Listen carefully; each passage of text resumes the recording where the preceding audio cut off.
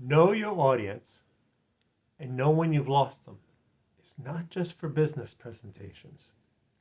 My name is Bruce Rule. I'm a writer and editor, and I work with a wide range of business clients on all kinds of things like social media reports, press releases, anything they need written or edited.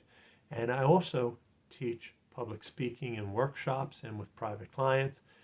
Recently published a book called Heartfelt Goodbye, How to Write and Deliver the Eulogy Your Loved One Deserves. And one of the things that I always talk in my public speaking workshops and to my clients is you've got to pay attention to your audience. You've got to know your audience, and you've got to pay attention, because that's the only way you're going to be an effective communicator. But I also say to them, that's not just for business. That's in your personal life too. And I had a great example of this happen this week. It was sad. It was a sad example. But I wanted to share it because I think it's important that you understand that these things can really hurt your effectiveness in personal life as well. I was at a Christmas event and seated at a table with 4 other people. None of us were particular friends. We were acquaintances. We knew to say hi to each other. That's about it. We never see each other socially normally. And somehow the topic came up about what we did during the pandemic, during the lockdown. And I explained that, well, I did a lot of writing and I did a lot of Zoom calls, so it didn't really affect my work all that much. I was already working at home. And another person at the table said, well, I'm a professional artist, so I just spent my time in the art studio, got a lot of painting done. It didn't really affect me all that much either. And then this woman at the table, who is now a retired teacher, said, well, her father died. That's very sympathetic, and we all felt kind of bad for her during the. But then she said, well, I was at the nursing home, and they came in, they only gave me 20 minutes to tell me that the place was going to lock down. I might not see him again. I knew he wasn't going to last very long, so I had to quickly figure out what I was going to do, and I ran up to his room. I didn't even stop to take the elevator because I only had 15 minutes. They only gave me 15 minutes to decide what to do with him. And then I brought him home, and he was in the living room because that was the only space available for his bed, and it was right in the middle. We had to walk around his bed every day, and she just kept going on and on and on, one annoyance after another about how she had to take care of him. She had to get up early and crush his pills into the applesauce because the day nurse wasn't allowed to give him medicine, but she could give him applesauce. So she crushed the medicine into the applesauce, and then she had to get online by 7 a.m. to do her remote classes. And one time she ran late, and her hair was all frizzy, and everybody laughed, and that was a ha ha ha, big joke on her. So what could she say? Because it was really funny, because her hair was all messy, and she had a nice nephew who would come once in a while, but not that often. And you can see it was getting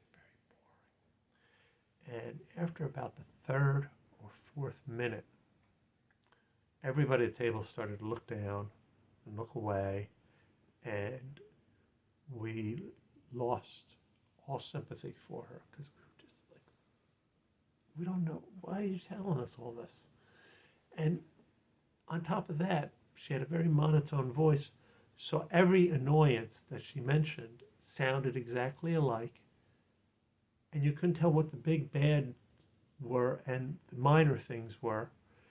And we wanted to feel sorry for her, but I'd say by the 5th minute, you could just see on everybody's faces, we were like, oh, please stop talking, please.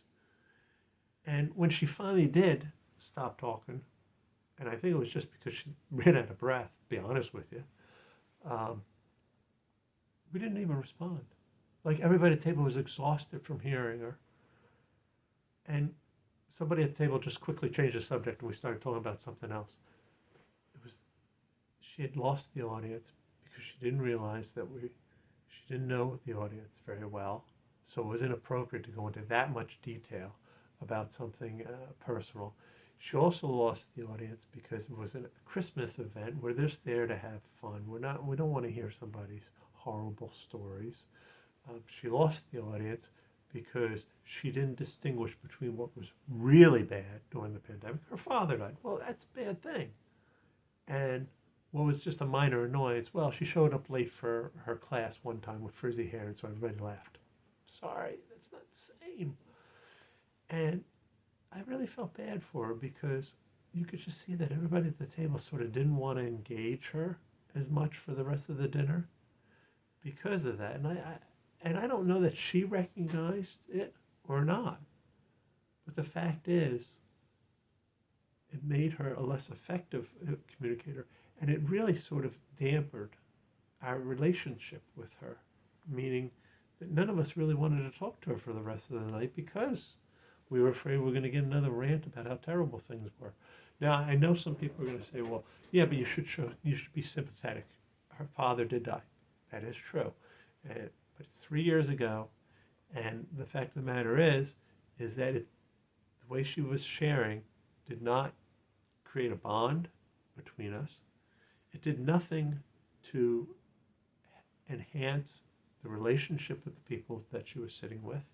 And so what was the point of it? Did it make her feel better? I don't know, because all she did was talk in a monotone voice the whole time, just one annoyance after another.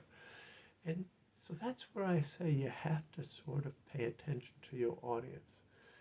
If you really want to learn to effectively communicate, and even in your personal life, you need to know your audience, you need to understand the situation, and you need to know when you're losing your audience.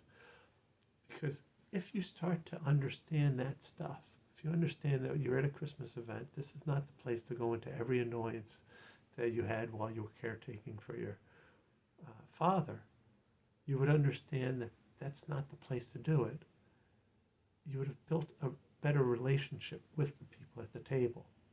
What do you think? Am I being too harsh? I don't know. As a public speaking coach, this is what I do you know what I mean?